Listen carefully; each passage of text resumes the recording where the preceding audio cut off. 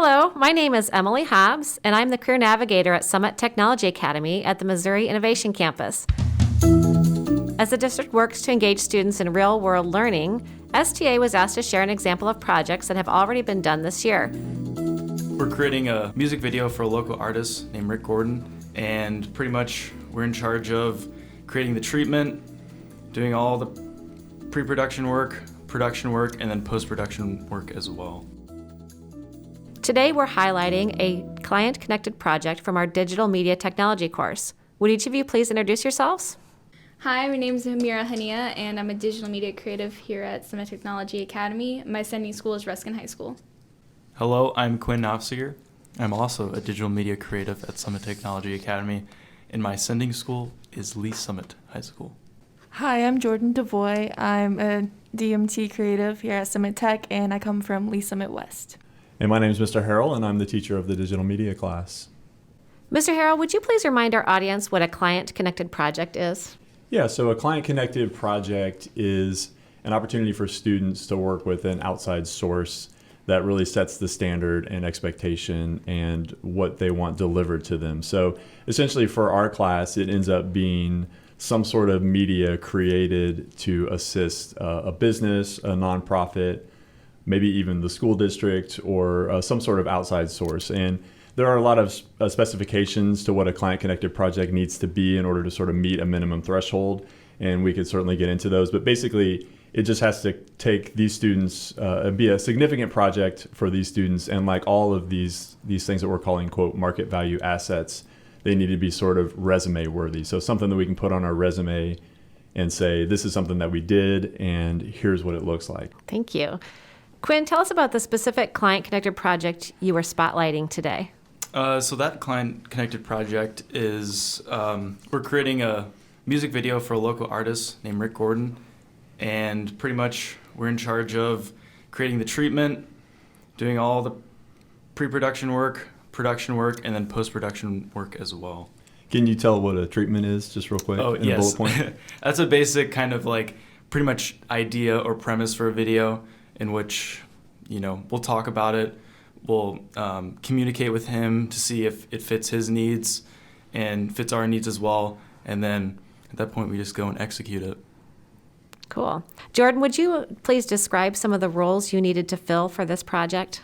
So kind of as Quinn was saying, for this Ric Gordon project, we had to do the pre-production work all the way from production to post-production.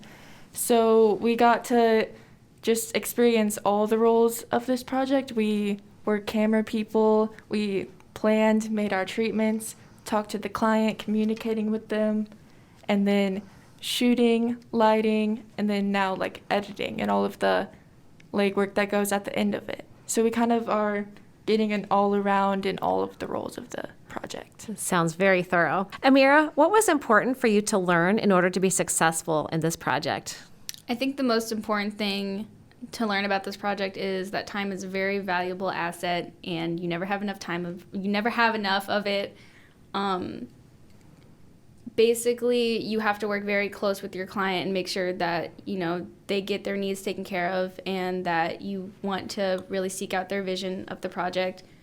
Camera shots and the whole shot list takes probably the longest. Pre-production is the most tedious of all the steps to make a really good music video, but in the end it's worth it and you'll be really happy with the result. And just to give a little bit more information about the project, a singer-songwriter who happens to live in Kansas City but also has residency in Nashville and actually owns a record label and works for a big company out of Nashville. His name is Ric Gordon, and so this project that the students are working on, when they talk about like communicating with him and making sure the timing works out and making sure that we're respectful of the time that he's given to us and all those things. We've had many meetings, and this has actually gone back to over a year ago because he was writing the song as he approached us about this project.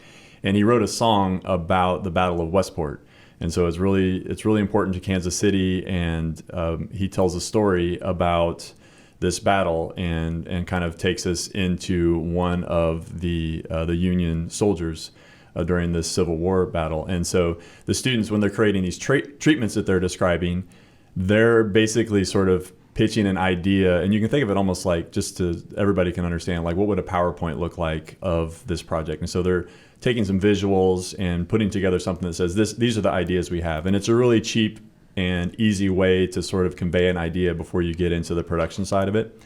And then as he wrote that project, or wrote the song and worked through it, and then now we met him again at the beginning of this year, and we sort of hit the ground running with it. But they talk about how important the timing is and just how complicated the projects are. And so this is really a great example of that, and giving them this real world experience that they're going to have. If they have any project like this in the future, they're going to be able to say, oh, I've made these mistakes and I know how to navigate through those. And so this is what the real world projects are about. Jordan, in what way is learning different when there is a client involved? When there's a client involved, there's a bit more of a higher standard because you want to push yourself to give your best work for who you're making this project for. And I feel like it just pushes us to like be even better and do our best and really just be all around communicating with the client to put forward our best work. Quinn, what were some of the biggest takeaways after your involvement in this project? I think the biggest takeaways were just the importance of not only collaboration, but communication, and making sure that not only does the client know what you guys are working on and what part of the project, what the time frame is, what the meetings are, but, that you're taking everybody's ideas and working together using their strengths and picking up each other's weaknesses so you can make the best possible creation, I guess. Amera, in what ways will this experience prepare you for your future? So when you work with people, you want to make sure that you are at the most professional setting. You want to represent yourself highly, and as well as your business or your company or your coworkers that you're working with. You want to be able to effectively communicate with your client and understand their vision and how to make it come to life. Good, thank you. Jordan, what other projects are students working on now? So along with this Ric Gordon music video, we just kind of finished up a project for Faulkner's Ranch where they asked us to make some promotional videos and take some pictures for them that they can use on their website or social media. Another project that we're still in the pre-production of is the PSA about human trafficking with Children's Mercy. And we're working with them to create a video to just spread awareness about human trafficking because they have a group there at Children's Mercy that is kind of centered around that, and they asked for our help. We work with this company, Premier Lighting, and we've produced several commercials for them where they come in and talk about a specific product that they have, and then they can use that on their website. We also work with a client or a business called Casey Velocity. They basically did workshops on marketing, and people would show up. It would kind of be like a Q&A. And so me and Quinn went out to one of them at Bridge Space and Lee Summit and recorded their whole presentation. And we learned a lot. I learned a little bit, but when you go out on these client-connected projects, you also learn a thing or two about what they're doing. So it's kind of fun. Yeah, I know a lot about professional lighting equipment now that Premier Lighting, like corporate installation of lighting equipment, landscape lighting, all this stuff, because Premier Lighting has come and done like a half a dozen of these tech talks for us. So The hollow core. yeah. Sounds like you guys are having a lot of opportunities for positive impact on the community. I appreciate that. So, Mr. Harrel, please talk a little bit about how you connect the learning objectives in your class to the client-connected projects. Of course, every client-connected project is unique, and it brings with it a new set of challenges and different needs as far as like audio, video, graphics, minimal amounts of animation, and those kinds of things. So we have a core set of skills that we're trying to accomplish here in digital media that cover the gamut from pre-production to post-production, audio editing and recording, video editing and recording, and then the professionalism skills and those kinds of things. So we have 138 skills on this list that we're trying to accomplish. And so with any given project, it's so easy to sort of take all those skills and apply them in different ways depending on the nature of the project and the needs of the project. One of the things that's really significant about the client projects that we do is that we bring a value to the client that they don't otherwise have. So sometimes a client-connected project is someone working with a client to create something that the client might be able to create on their own. But in our case, we're making something for them that they don't have the capacity to create. They don't have the employees to create. They don't have sometimes the budget to create.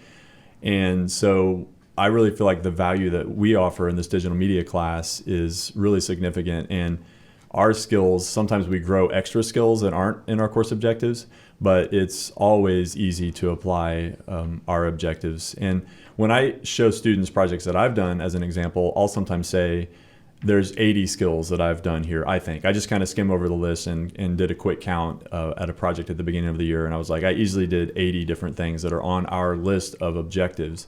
And another thing to keep in mind is we've got a half a dozen students on the other side of the control room glass here.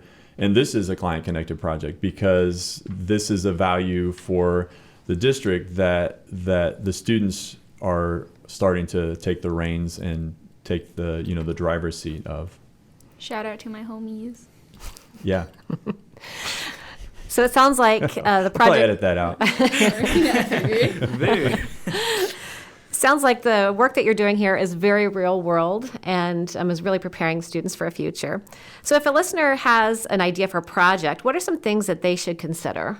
I always tell the students that there's rarely a business owner or a community member that comes through our space and doesn't immediately think of something that we could do to help their business or their nonprofit or their some event that they need work done from us. So there are numerous amounts of projects that we could do. We have a link on our website for clients to fill out a form, and usually I'll send clients there. Our website is digitalmedia.lsr7.org.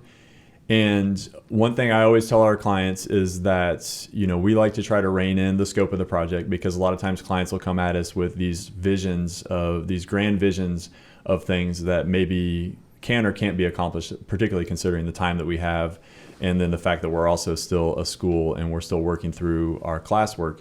But, the other thing is I warn some clients occasionally that the outcome could be the best thing they've ever seen, or it could not get finished, which has happened before over the years. So I just have to be honest with clients about that.